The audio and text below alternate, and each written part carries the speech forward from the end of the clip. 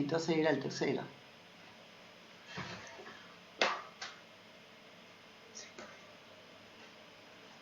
¿Ya está grabando? Bueno.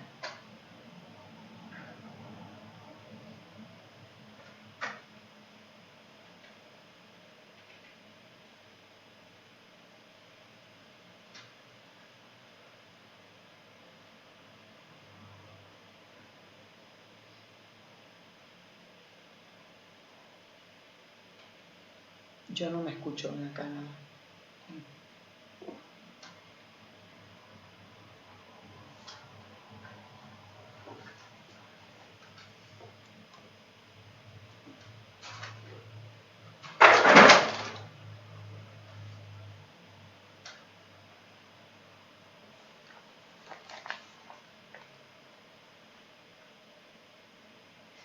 Nos han programado para creer que nuestro cuerpo no puede defenderse y que para sanar debemos recurrir a todo tratamiento externo, lo más químico posible. ¿Te pusiste a pensar cómo puede ser que una máquina tan compleja y tan perfecta como lo es nuestro cuerpo, en cuanto algún mecanismo le falla, tenga que buscar sustituto químico? ¿Y pensaste quién es que te lo dice? ¿No viste que son los mismos que lo fabrican? Crean la necesidad a la medida de sus venenos. Debes saber que nuestro cuerpo es también el encargado de encontrar la solución en sí mismo. Ese desajuste fue creado por una incoherencia emocional, por un conflicto no resuelto. La nueva medicina germánica, siguiendo las 5 leyes biológicas de Hammer, tira por el suelo a toda la medicina alopática que solo sigue protocolos interesados. Los viejos paradigmas imperantes se están cayendo. La ciencia médica es uno de ellos. La política, la religión y la economía son los 3 siguientes paradigmas que están cayendo al mismo ritmo. Ya es la hora de despertar.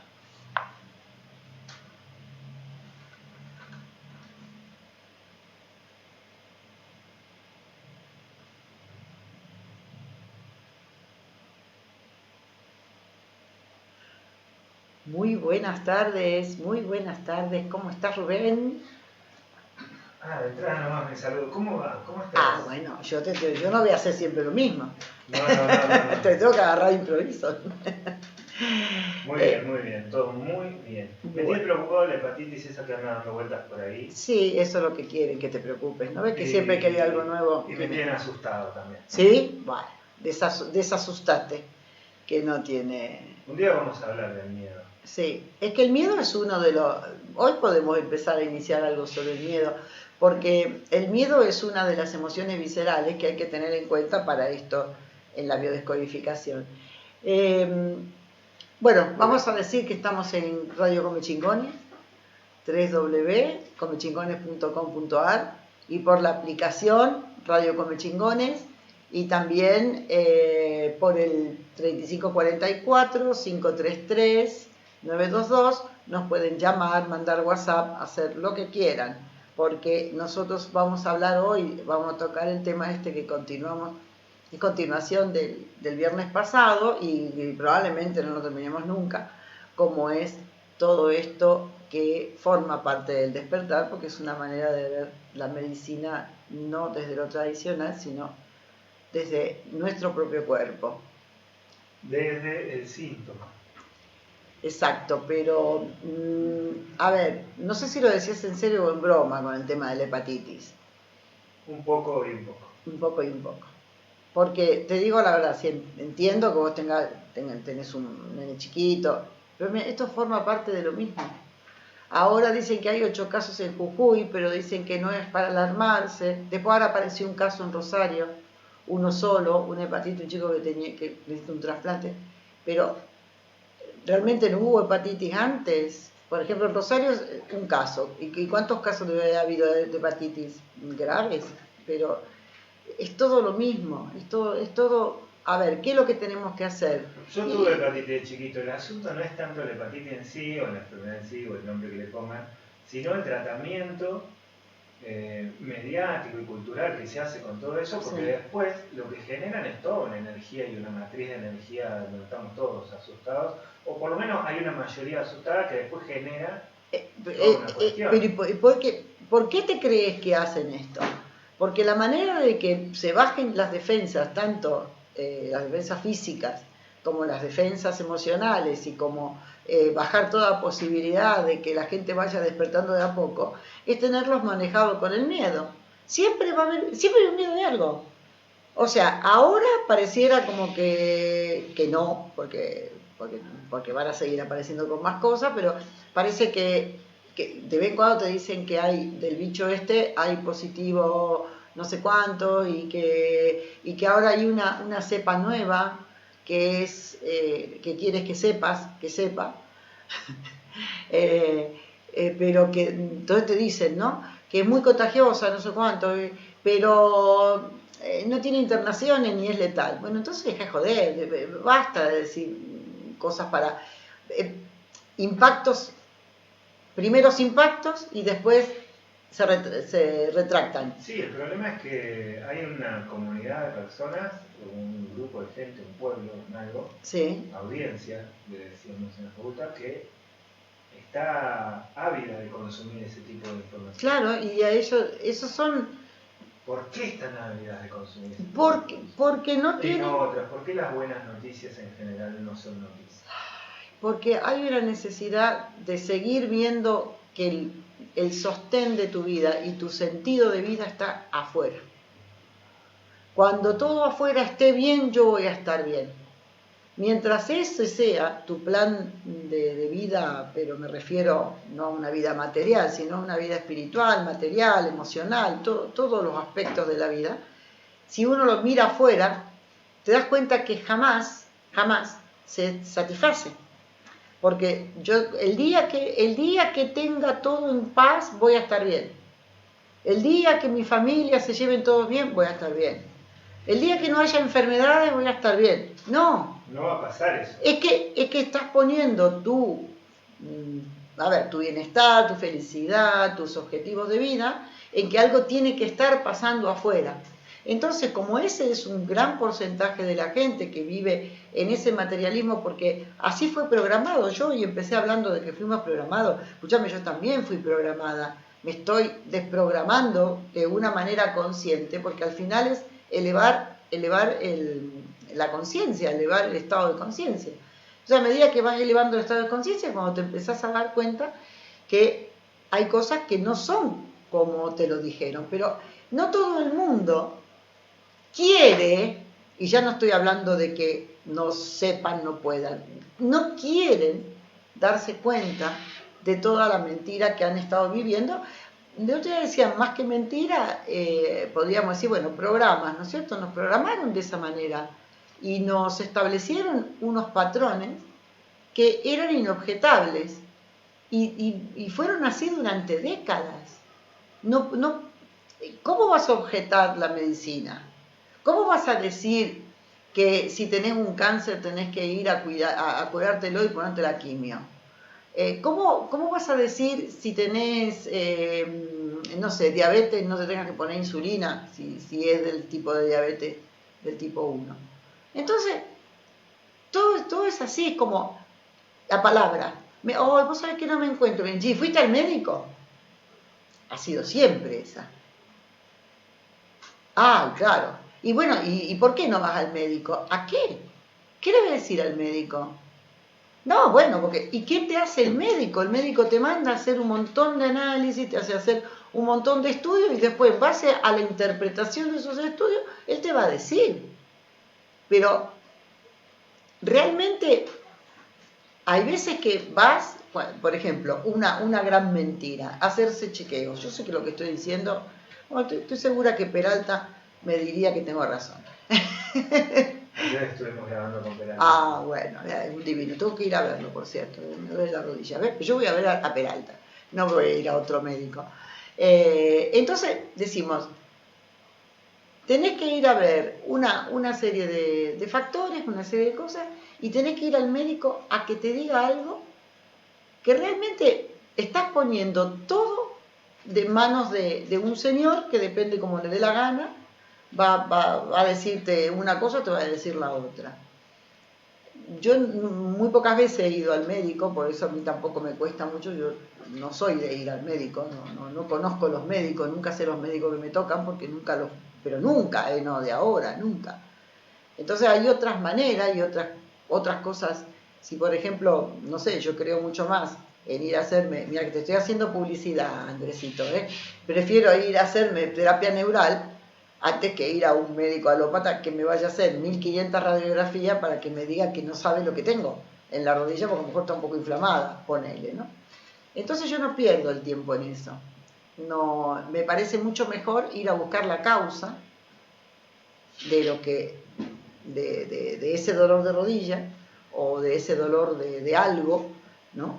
Por supuesto, cada uno es libre y yo no digo que no vayan al médico, porque tenés que ir al médico a lo mejor porque te quebraste un pie o querés ir a escuchar una opinión, pero no centrar todo lo que te pasa en la solución que te va a dar la medicina tradicional, la medicina alópata.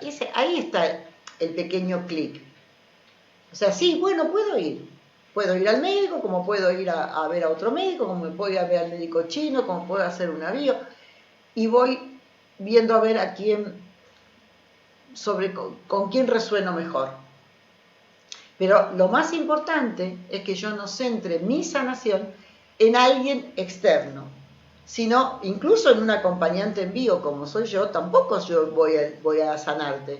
Yo te voy a acompañar a buscar dónde está la causa, cuál es el conflicto que no está resuelto y reemplazarlo por otros valores que te faltan en ese momento y entonces poder hacer ese resentir y volver otra vez a vivir la situación ya sanada la emoción y reconocido el conflicto.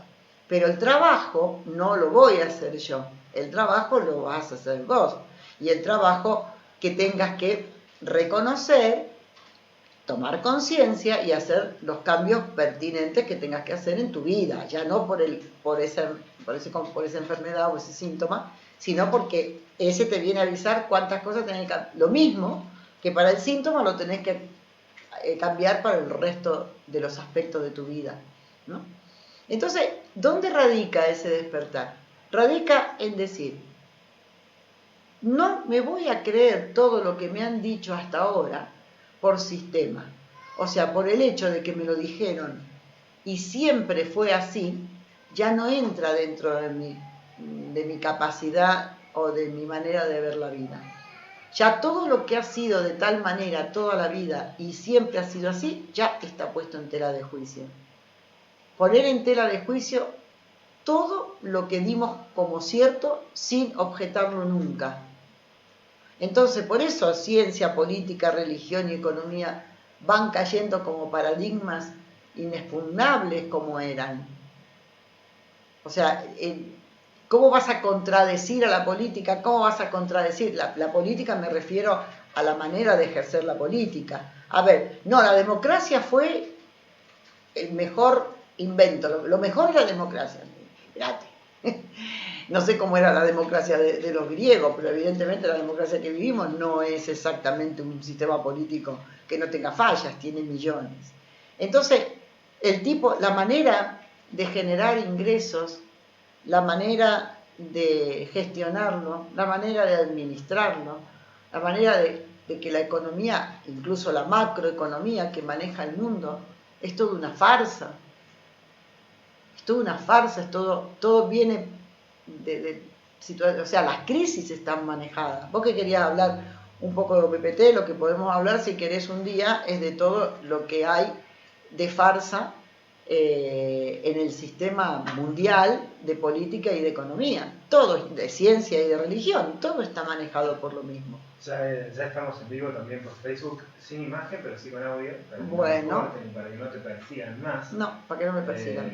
Lo de ley natural, como se cruza en todos lados. En todas las esquinas nos la vamos cruzando. Pero claro. En cada pregunta aparece esa respuesta. Pero claro, porque yo empecé diciendo, y lo dije la semana pasada, nos han dicho que somos unos borregos, que no tenemos ningún tipo de discernimiento, que somos incapaces, ¿no? Al escribir todo con mayúsculas, ya que te gusta hablar de estos temas, al escribir todo con mayúsculas, somos capitis diminutios máxima, o sea que tenemos disminuido el máximo nuestra capacidad de discernimiento, o sea, somos incapacitados máximos, y así ha sido siempre como nos han tratado. Nosotros hemos aceptado desde el desconocimiento, pero lo hemos aceptado. Esa aceptación lo que genera, digo, para volver al tema inicial, ¿no? Lo que genera es estos síntomas, ¿no? Que a veces no tienen explicación y que tienen que ver con digo, a ver, uno se siente con la autoestima baja y sí, hay todo un sistema alrededor para hacer que eso suceda, digo, como para aplastarte cualquier voluntad que vos tengas de crecer. Te miro con los ojos abiertos porque te estoy diciendo exactamente lo que me decías del miedo. Exactamente, hablando del miedo. Claro, el miedo genera parálisis física y parálisis mental, emocional y espiritual. Todo tipo de parálisis. Porque te deja eunuco, te deja el miedo. O sea, no es mentira de que el miedo no es sonso. El miedo es medio sonso. El miedo no es, bueno, a ver, dice el miedo no es sonso como que el miedo te protege, ¿no es cierto? Está bien, tener miedo es una protección, o sea, un miedo visceral, el miedo protege del peligro, porque si vos no tenés miedo, decís, bueno, este es un loco, ¿viste? Mira, está loco, no tiene miedo a nada. O sea, el miedo te protege de peligro, pero ¿de qué peligro? De peligros reales, o sea, el miedo, con todo el funcionamiento del cortisol.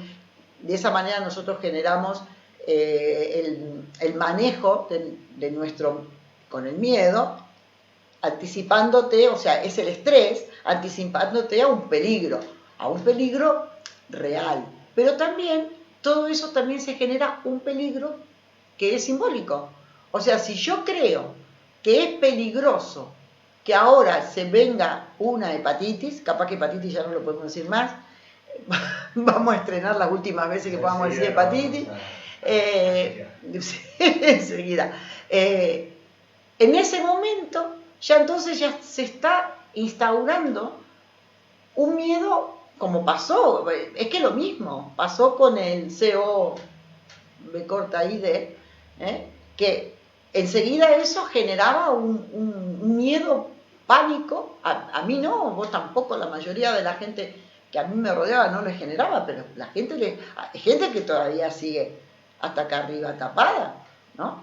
El otro día no me dejaban entrar en un local de Villa Dolores porque no tenía puesto el coso. ¿Siguen con eso todavía? En un lugar, en Burbujas, lo voy a decir y todo, porque agarré y me fui y le dije, macha, quería comprar una Vilome violeta. Hacer lo que quiera. Y va así, al lado, en todos los demás, digo, ¿cómo? Digo, acá todavía. Es como si te exigieran que te pusieras una vincha o que te pongas el lente o que te lo saque, no sé, porque a ver, ¿para qué tener que entrar con ese trapo? Bueno, cosa de ello. Pero volviendo, sí, estamos con el tema del miedo. El miedo genera el que bajen las defensas. Entonces, vos tenés miedo. Y si vos estás comido y tenés tus pibes de 2, 3, 4, 5 años, que parece que es la edad que afecta, y estás con ese miedo, estás bajando tus propias defensas, estás bajando las defensas de tu ambiente, y entonces vas a generar que posiblemente vaya a tener alguno de los chicos con hepatitis, pero con hepatitis, con neumonía, con otitis, con cualquier cosa de la que a vos te genere el miedo. Si hay algo que nosotros ya sabemos, es que lo que resiste, persiste. Y todo lo que vayas a evitar, lo estás ocasionando. Justamente lo que quiero evitar es lo que voy a ocasionar. Lo tengo como algo tan, como un modelo a no seguir y a evitar, que al final ahí es donde voy a ir. Entonces, no creo que haya que para tener nada, inmediatamente ellos te van diciendo y surge de arriba. ¿Y con quién cuentan? Con la inestimable colaboración de los medios de desinformación. Porque si no fuera por ellos, no llegaría. Vamos a suponer que hubiera unos medios de información y no de desinformación, que pudieran contrastarse uno con otro, y uno dijera, che, parece que hay una epidemia de esto, y el otro dijera, che, no, escúchame, no es para tanto, porque fíjate que tal cual. No, baja la información y todos, absolutamente todos, opinan lo mismo. Y resulta que en el eje central y en el de bien arriba, todo está manejado por los mismos hilos. Laboratorios, la organización esa de psicópata, todos los medios, todos los laboratorios, los medios informativos, los medios económicos, los bancos, la Reserva Federal, todo tienen los mismos nombres. Roosevelt. Arrancaste a livianita. ¿Sabés qué? Claro. Gate. A ver, si es que... Pero vos porque te persiguen, a mí no me persiguen. Che, volviendo al principio, porque vos venías a hablar de otra cosa. No, pero es que todo está enganchado. Sí, ya lo sé, por eso te digo, volviendo al principio, porque vos venías a hablar sobre los síntomas, o claro. te habías enganchado con lo de los síntomas. No, pero es que todo es lo mismo. Como todo genera, claro. Es todo el mismo entramado de la red, pero individualmente no, toda esa postura, todo esto que vos decís, no nos deja a todos como muy desvalidos, como muy solitos, como muy... ¿Y qué hago con todo esto? ¿Qué hago con todo esto que sé ahora? Es que justamente eso es lo que te libera. Porque eso es lo que te despierta. Te despierta porque al final vos vas a depender de vos mismo. Claro, ahí está el quid de la cuestión. Y exactamente. Ahí requerimos bueno, cultivar la responsabilidad. Y volvemos a OPPT, si querés, que la responsabilidad. Y también, por ejemplo, envío cuando yo trato a una persona que viene y consulta y yo le acompaño, muchas veces el bloqueo, el que va a terminar bloqueando quizás su recuperación, su sanación, es un estado de responsabilidad que no está dispuesto a hacerse cargo. Una persona victimista que toda la vida se manejó echando la culpa, balones fuera, ¿no? todo el tiempo, mirando hacia adentro y dándose cuenta que él es el responsable, él es el dueño de ese cuerpo que se enfermó, tiene una causa, la hemos ido a buscar, la hemos encontrado, hemos podido encontrar el recurso para poder hacer el reemplazo de la emoción. Todo eso, ahora como decía, ahora se te cargo. Y ahora el que tiene que cambiar sos vos y dejar de insistir, por ejemplo, que cambie tu mamá, que cambie tu mujer, que cambie tu marido, que cambie tus hijos, que cambie tu jefe. ¿Te das cuenta cómo es la inversión? Vos ibas al psicólogo y te decía que tenías que, hablaba de tu papá, de tu mamá, de toda tu familia, y era como algo separado, y el otro te ocasionaba todo eso, los dramas de la infancia, mi mamá me pegó, mi papá no me dio dinero, yo qué sé, todos traumas que te ocasiona otro. Cuando vos lo ves desde que todo eso lo estás viviendo, porque eso, cuando estudiamos el árbol genealógico o el proyecto sentido, y todo lo que viene la persona trabajando, teniendo esos conflictos programantes a lo largo de su vida, por supuesto que hay otro enfrente, porque si no existiera el otro no existe, pero de alguna manera existe para venirte a enseñar qué es lo que vos tenés que arreglar en tu vida, dónde está la cuestión que tenés que solucionar. Pero para eso te tenés que hacer cargo de que todo eso es tuyo y que el que tiene que cambiar sos vos.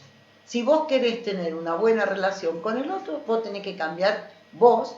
No, a lo mejor no es que vas a tener una buena relación con el otro. Quizás ahí, cuando vos te das cuenta, esa relación desaparece porque ya no tiene sentido que esté. No es que te vas a llevar bien con todo el mundo, eso es otra mentira.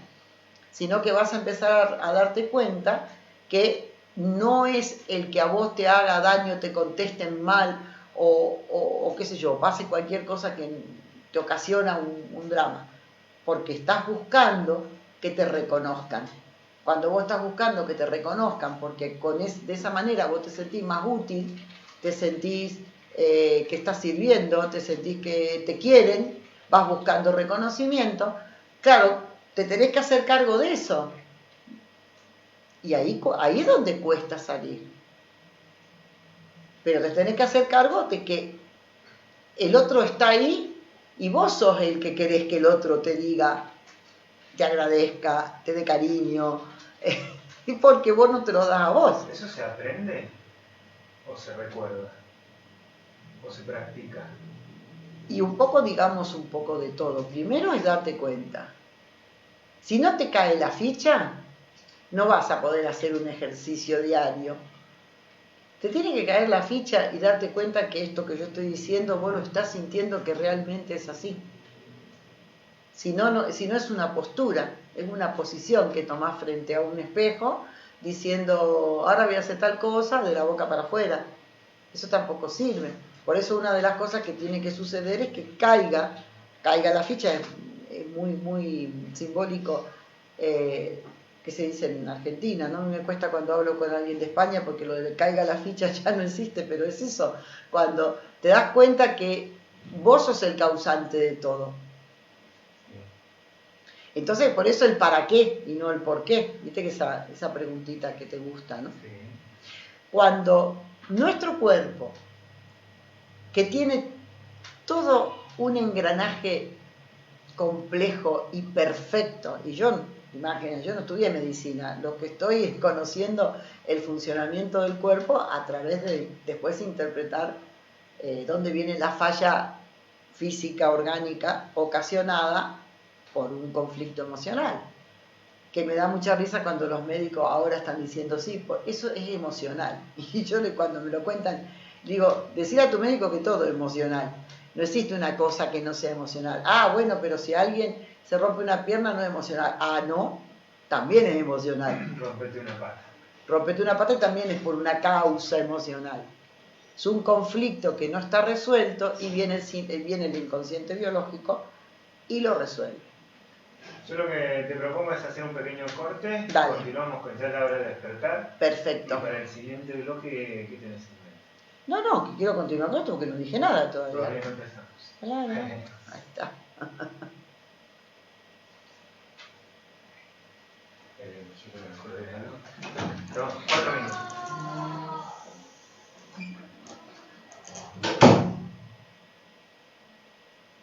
O sea, digo, como para...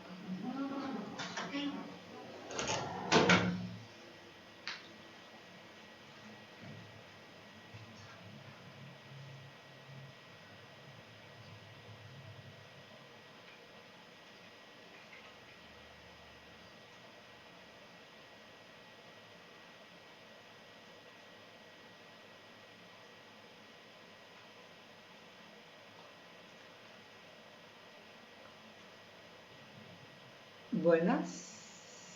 Ya estamos. Ya estamos de nuevo. Y vos sos monte. Ahí lo tenemos a Juan Tor de fondo, escuchándonos. Es hermosa esta canción. ¿Viste qué lindo? Y vos sos monte. ¿Cómo te llevas con el monte? Y me estoy llevando un poquito mejor ahora, gracias que mi hija vive en el monte, porque la verdad que muy citadina me costó, ¿no? Pero ya son 5 años.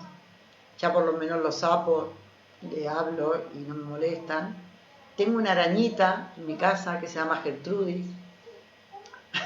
Le dije que no salga debajo del tapiz. Sale debajo del tapiz y digo, pero no vayas a salir más, es grande la guacha.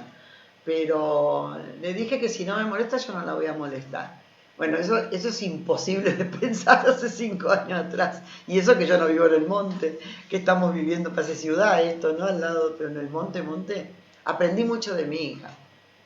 Que ¿Se vincula mucho con el monte? Es que vive en el monte. Sí. Y entonces en su casa puede haber arañas, había sapos cuando vivía en carpa. ¿Viste la dulzura de este todo? Me encanta. Es hermoso. Sí.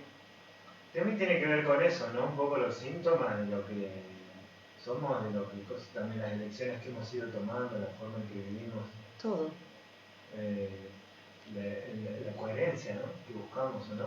Es que ahí está la coherencia, justamente ese es el punto. Cuando estamos en incoherencia es cuando prestamos atención a lo que tenemos que hacer, a lo que debemos hacer, a lo que tendríamos que hacer, y no escuchamos, o sea, escuchamos nuestra mente, que es muy especulativa, nuestra mente, el cerebro, ¿no? La parte intelectual, dice lo que tenemos que hacer, el orden de lo que tenemos que hacer, que tenemos que planificar, que tenemos que hacer esto, que tenemos lo que es prioritario, y dejamos de escuchar a el corazón, que es el que tiene la emoción, una emoción que es una emoción arcaica. Cuando hablamos de emociones, las tapamos. Entonces, el inconsciente biológico te va a dar un poquito de changüí unas cuantas veces en la vida, ¿viste? Y dice, bueno, a ver si este se da cuenta. Y va anotando. Yo digo que toma fotos, ¿no? Hace fotos. Emoción y evento. Listo. Y pasan así varias veces. Hasta que llega un momento en que dice, este no se da cuenta ya ni por más que le avise. Así que entonces le vamos a mandar un aviso. Dependiendo de la clase de conflicto, ese aviso es un síntoma físico que será más o menos grave, pero que siempre la base es la misma, el conflicto es el mismo, nada más que la intensidad del conflicto va a determinar también la gravedad de la enfermedad. Entonces, ¿qué hace? El inconsciente, eso era lo que yo quería hablar, porque el inconsciente biológico tiene unas características que hay que entender el lenguaje, porque justamente la bio es aprender a entender el lenguaje del síntoma, que es el que produce el inconsciente biológico. El inconsciente biológico es inocente. ¿Eso qué significa? Que no hace juicios, que no entiende de explicaciones. Entonces nosotros ante un acontecimiento, algo que nos está pasando o algo que no hacemos, cuando entramos en incoherencia, nosotros damos justificaciones. Y bueno, no, pues si al final, pobre, si al final, bueno, qué sé yo, más sí, no importa. A mí qué me cuesta. Y vamos tapando. Entonces, el inconsciente, al ser inocente, no entiende de nada que vos puedas justificar o que puedas juzgar o prejuzgar. Directamente va a la emoción. Para el inconsciente el otro no existe. Entonces, si vos estás viendo que hay alguien que te está haciendo tal o cual cosa, realmente el otro no te lo está haciendo, te lo estás haciendo vos a vos mismo. Entonces esa falta de amor que te da el otro y que todos le echan la culpa, che, que hay que ver, mirá cómo ella lo buena que es y él cómo la desprecia o le mete los cuernos, no sé qué.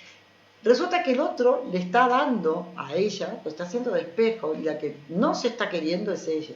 Entonces el inconsciente no va a darle al marido o a la mujer o al otro que le está haciendo el daño, no va a ir al otro que le está haciendo daño, pero el otro es coherente probablemente, no sé, pero vamos a poner, capaz que el otro es coherente.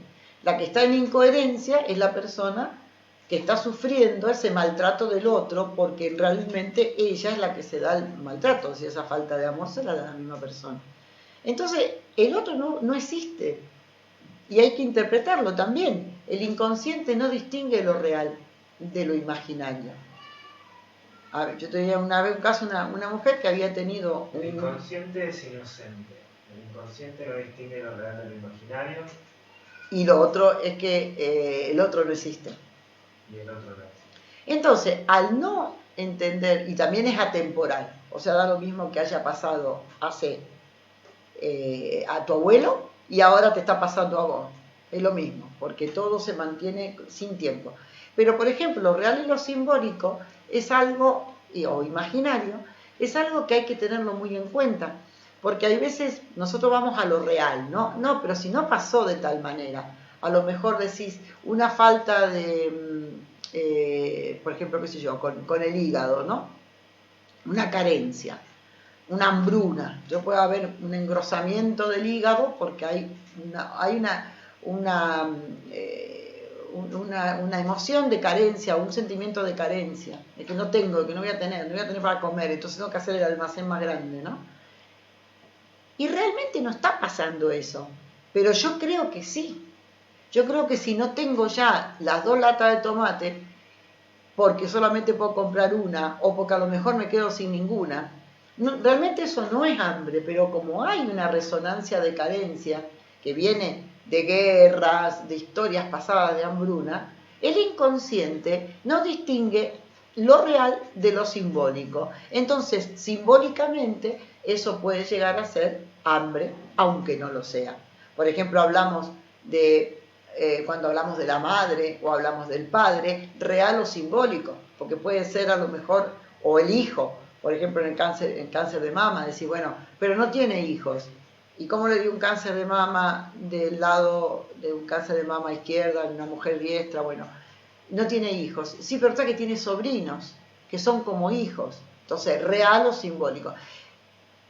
Esa es la parte más compleja de enseñar cuando enseño la bio, porque es donde tenemos que tener la mente muy abierta.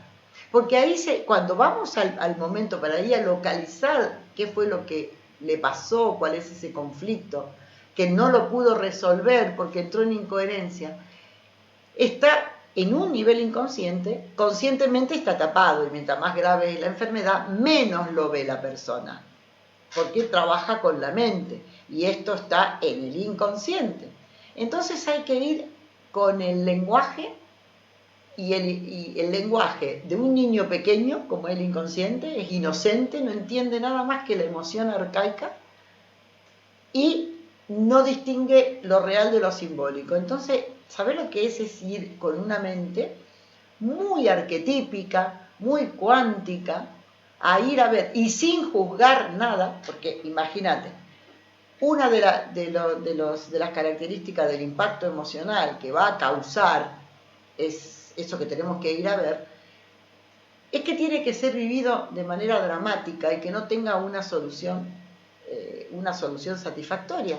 Y entonces yo cuando lo enseño esto digo, nosotros no podemos juzgar que alguien que delante nuestro no está viviendo un drama porque tiene una enfermedad, tiene un síntoma grave, y cuando vamos a mirar resulta que a lo mejor se le cayó una cucharita, nosotros no podemos decir, pero semejante pavada, mirá, se te va a ocasionar. Es que puede ser que la caída de una cucharita esté repercutiendo o resonando con alguna situación en ese árbol genealógico en la que un ruido ha significado que lo descubrieron y estaba escondido en una guerra. Ponele. Entonces, es tan sutil que nosotros no podemos ir con lo previo y mental, elaborado, cuando vamos a estudiar la causa y el conflicto. Porque en España hay un dicho que me encanta que dice, es más sencillo que el mecanismo de un chupete. Pero como es tan sencillo, para nuestra mente, que es complicada y compleja y le gustan las cosas que estén muy llenas de artilugios y ¿viste? Es complicado, cuando hablas de algo fácil no es sencillo. Nosotros necesitamos que sea complicado para creer que lo estamos haciendo bien. Y esto es muy sencillo. Y las emociones que se tapan, una de ellas es el miedo. El miedo, la tristeza, el rechazo, el asco o el rechazo, y la rabia, y la ira, cólera, rabia. Y también la alegría. Esas son las viscerales, no existen otras emociones. Después son sentimientos que no son emociones. Lo que se tapa es la emoción. Y la emoción de miedo se puede disfrazar, que sería esa la emoción oculta, la podemos tener con una emoción social que es de tristeza. ¿Cuál es la diferencia entre las emociones y los sentimientos? El sentimiento es una emoción y un pensamiento. Nosotros distinguimos el pensamiento, que es puro y duro lo que estoy pensando. ¿Qué estás pensando? Por ejemplo, cuando llegamos al desencadenante, ¿no? Dice, bueno, a ver, tal situación. Y ahí en ese momento, ¿qué estás pensando? En presente, se trabaja en presente, aunque haya sido hace 3 meses, ¿no? Dice, bueno, vamos en presente. ¿Qué estás pensando? Pensamiento puro y duro, ¿no? Y pienso que es una injusticia, pienso que porquería lo que pasó, pienso, puro pensamiento. Tratamos de buscar 3 para localizar, porque no siempre el pensamiento, por ahí te dicen lo primero que creen ahora, pero cuando se van metiendo van al pensamiento de aquel momento. Y el sentimiento, yo le tengo que decir qué es el sentimiento, porque por ahí me dicen, y tristeza, no, pero la tristeza no es un sentimiento, es una emoción. Entonces me siento como, entonces ahí como decimos, me siento incómoda, me siento frustrado, me siento engañado, eso es un sentimiento, es emoción y pensamiento, un sentimiento que se expresa con la palabra me siento de tal manera. Pero después hay que ir a buscar dónde está la emoción, y la emoción no podemos sacarla de las viscerales. Para que se entienda, son las emociones que tiene un perro, un gato, bueno, lo que tenemos en casa, ¿no? Para poder manejarlo bien. Y que no la ocultan. O un nene chiquito, no tienen emociones, son las viscerales. O a tu hijo si tiene miedo, no lo va a disimular. Si tiene tristeza, no la va a disimular. Después ya sí, después ya empezamos a ocultar nuestras emociones viscerales. Disimularla, taparla es como una de las primeras formas de tapar el síntoma. No de tapar el síntoma, de ocasionarlo al síntoma, por no liberar esa emoción. Fíjate que el córtex lo que hace, modula, digamos, de alguna manera el sistema límbico. Es el que dice, el córtex es nuestra parte cognitiva, ¿no? La intelectual. Entonces, el mismo córtex, ya como trabajo que tiene, o como función, es hacer un filtro de las emociones que me hago cargo y las que no me hago cargo. Y el sistema límbico dice, bueno, acá dice la amígdala, yo pensaba y quería tal cosa, el hipocampo dice tal otra, pero el córtex dice, no, esta no, esta sí, esta no. En definitiva se trata de hacerse cargo todo. Claro, pero tenemos que ir a localizar, por eso esto tiene una metodología, uno puede aprender a ver, y hay diccionarios. Yo cuando empecé a estudiar esto no había ni diccionarios, no había nada. Ahora hay diccionarios bioemocionales, hay tratados, pero sirve para que si vos agarras un diccionario y no tenés ni idea, que te hablan de la fase de la enfermedad, que si está en reparación, que si está en conflicto activo, que si la capa embrionaria, que si no sé qué, y no entendés nada. Pero aún así, entendiendo, yo por ejemplo, si tengo que descodificarme yo no lo puedo hacer conmigo, porque yo me engaño. A ver, si a mí me duele la rodilla, evidentemente cuando viene alguien y me dice, tengo este síntoma, por ahí me dice, me cuenta una historia y me dice, pero yo sé de qué viene esto. ¿Ah, sí? No, si yo sé muy bien de qué viene esto, si vos supieras de qué viene esto, no tendrías el síntoma. Ah, claro, tenés razón, me dice. Porque ellos vienen y te cuentan su historia, pero su historia que yo me la cuento también a mí misma, mi historia, no es la que está de la verdadera historia, la historia que está detrás de la historia. Porque esa necesita que alguien se meta dentro de mi inconsciente y saque la paja que yo pongo, como tapamos con un montón de, yo digo ecuaciones, ¿no? Tapamos con un montón de historias y contamos y decimos y hablamos y no sé qué, y con eso se tapa la verdadera emoción. Tiene su técnica llegar a la emoción. Ahí recién citábamos en redes, mi historia no es mi síntoma, el síntoma es la otra historia, ¿no? La historia que está detrás de la historia. La historia que está detrás de la historia. Me gustó mucho eso porque uno eso aparte con el córtex, como decías hace un ratito, no la puede. Es la historia que te contás y la historia real. Hay una parte de la historia que nosotros podemos domar. Pero hay un indomable ahí que tiene unas características que nosotros la alimentamos o no. Digo que, porque ese indomable, que es esa otra historia, puede generar que, no sé, te tropece un camión o algo más sencillo, como que no. Depende. Una cucharita. La potencia de esa otra historia, la historia original y la que posee el síntoma. Vos recién decías de que estaba atada a la emoción a la gravedad o a la intensidad de la emoción. Pero a su vez tiene como una vida propia ese conflicto, o depende también de la fortaleza de tapar esa emoción, porque no sé, yo tengo padres, he transitado por la vida con padres y madres de distintos tipos, de amigos impropios y qué sé yo, que han sabido tapar muy bien el síntoma, que han muy fuertemente, que han metido reboques sobre reboques, sobre reboques, sobre concretos y no ha aparecido gran cosa. No, el síntoma, a ver, todo tiene que ver con una incoherencia. El síntoma viene a ser el equilibrio de ese desequilibrio que hacemos nosotros emocional.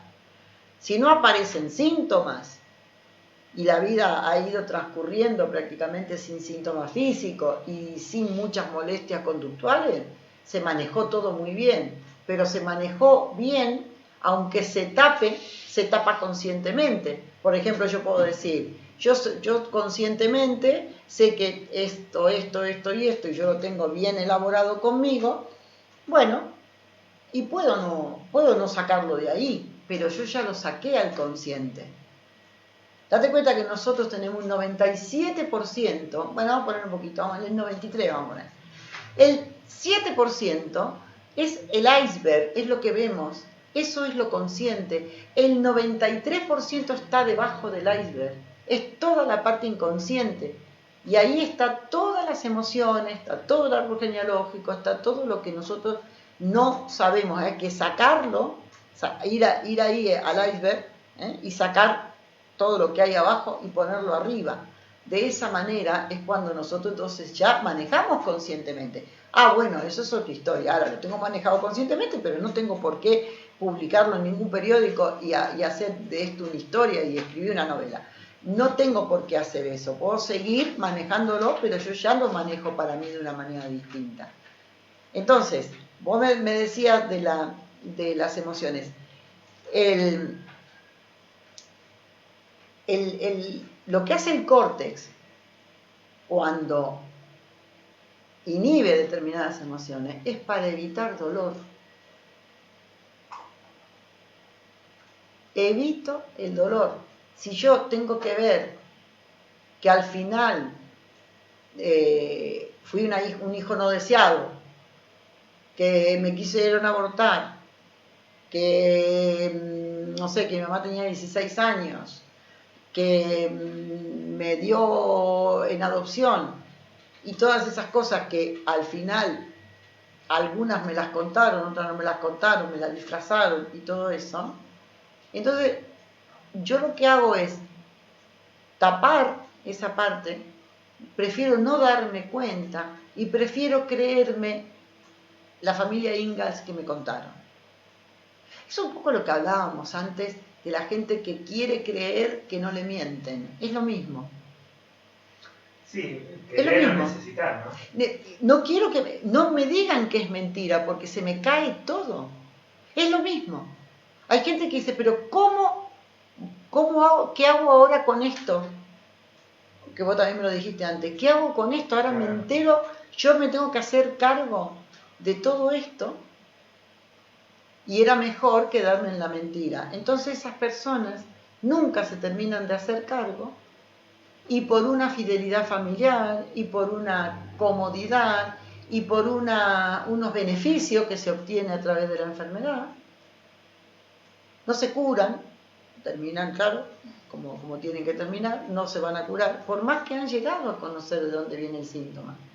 A nivel mundial, a nivel planetario, es lo que ha estado pasando. Es más fácil seguir engañando que enterarte que has sido engañado. Me costó menos engañar que ahora alguien acepte que ha sido engañado, porque es muy duro, se te caen todos los cimientos de tu vida, a todos los niveles. Entonces, el inconsciente lo que hace es taparlo por eso. A veces da la sensación de que toda una vida no alcanza, ¿no?, para transitar todo eso. Porque, ¿cuándo te das cuenta? A los 50 años, a los 40 años. No, y te podés dar cuenta a los 20 con una enfermedad. Bueno, claro. Pero digo, como que a los 20 es parte todavía de, bueno, este es el camino que elijo. ¿Qué pasa si después de todo eso, de repente te cae la ficha de que el camino que elegiste no era, de que las decisiones que tomaste no eran, y llega una edad donde es complejo, porque no te alcanza la vida para retomar ahí, ¿no? No. Sospecha de eso. Lo estás viendo de una manera muy conductista. Si vos te das cuenta que ese no es que no sea el camino, no. El camino que llegaste hasta hoy, ese es el camino que tenía que ser, no hay otro. Porque era el camino que corresponde a ese estado, a ese nivel de conciencia que tenías a los 20, a los 30, a la edad que sea.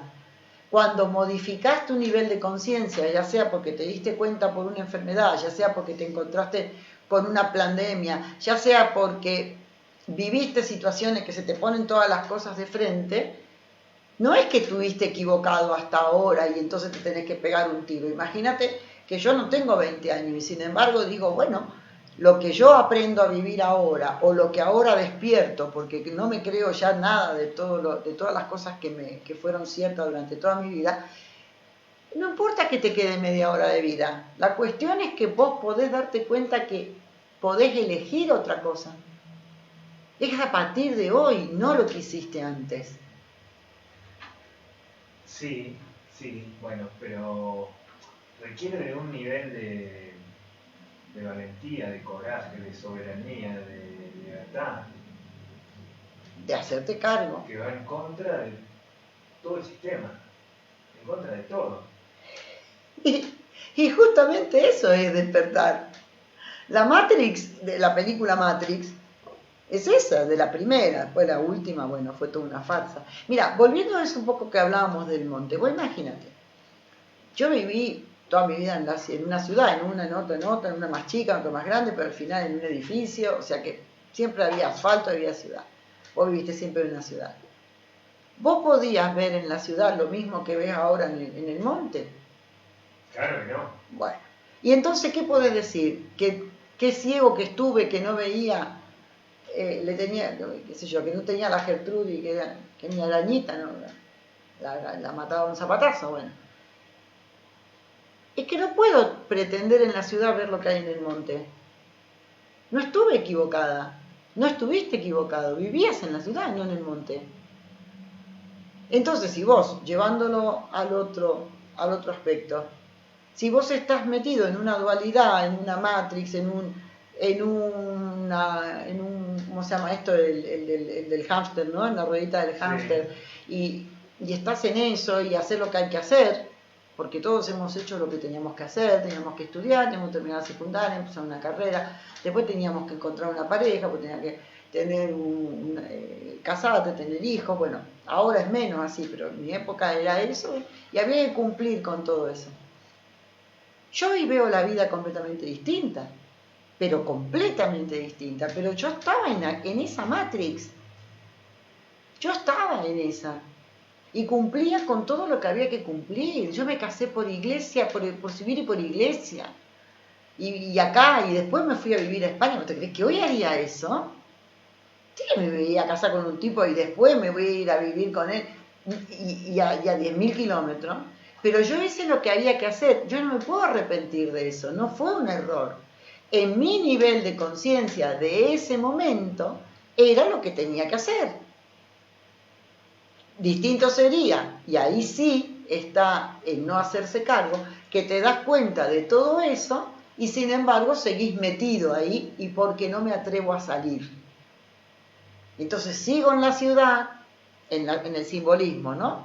Que estamos diciendo, sigo en la ciudad, pero yo ya vi el campo, yo ya vi el monte, yo ya vi otra manera de vivir, pero bueno, a ver, no salgo de la ciudad porque es lo conocido, es lo de siempre, es lo que hay que hacer, hay que seguir estando en esta sociedad de consumo, porque hay que seguir la moda, y seguís con todos esos parámetros, pero resulta que vos ya te despertaste y viste el monte. Es que justamente son parámetros y...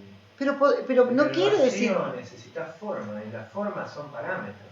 Pero te creas otros parámetros y te vuelvo otra vez al símil del monte y la ciudad porque me parece que es útil.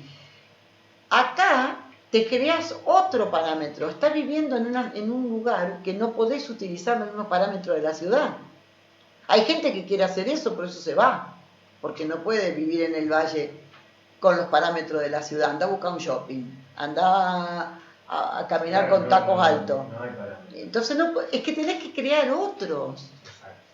Y te digo que lo mejor en este momento que estamos viviendo es que sean parámetros flexibles. Que construyamos sobre cimientos que sean cambiables. Estamos en una época de justamente empezando la era de Acuario con Urano y Urano que está ahí en Tauro rompiendo todas las estructuras, que nos están diciendo, hoy vale hoy, a eso me refiero, construite lo más rígido que quieras, pero hoy, no le pongas tiempo, para que si mañana puede ser que sea dentro de un año, estemos hablando acá y podamos tener otra opinión distinta. Fíjate que dentro de un año, en lugar de estar hablando de esto, ya le hemos dado otra vuelta y nos colocamos a una distancia considerable con respecto a lo que estamos hablando hoy, porque estamos evolucionando. No nos vamos a permitir evolucionar porque hemos estado en una rigidez de este año, de este momento. Hoy vale. Yo te digo que a mí me costó muchísimo estar diciendo y poniendo en práctica lo que te estoy diciendo, poniéndolo en práctica. Yo solté, me cuesta, porque soy muy ansiosa, soy muy planificadora. Sí. Pero no quiero que ya yo misma me ponga cárceles. Y con eso llegamos así. Y con esto y un bizcocho, hasta mañana a las 8. Bueno, oye, que quería hablar un poquitito de que sí, después hablamos el próximo viernes, un poquito mejor. Que bueno, que sigo insistiendo con el curso de numerología, ahora para junio. Así que el que quiera informarse más, es como siempre, bionumerología, pero listo. Quiero armar un grupito ameno y muy personalizado. Ya está armado, pero quiero, digamos, engrosarlo un poquito más. Me encantó, Grace. Bueno. Estuvimos también en Facebook transmitiendo, así que van a poder volver a escuchar el programa o escuchaste este programa a través de @revista Come Chingones, algunas citas de la Ciudad numerología, bionumerología, en YouTube también, ¿no? Ahora, cuando terminemos de grabar, a YouTube. Haciendo este arte de la palabra. Sí. Muchas gracias a todos. Todo tuyo al final. Bueno, no, nada más. Que todo esto que hemos dicho, todo tiene un fundamento. Que ya es la hora de despertar.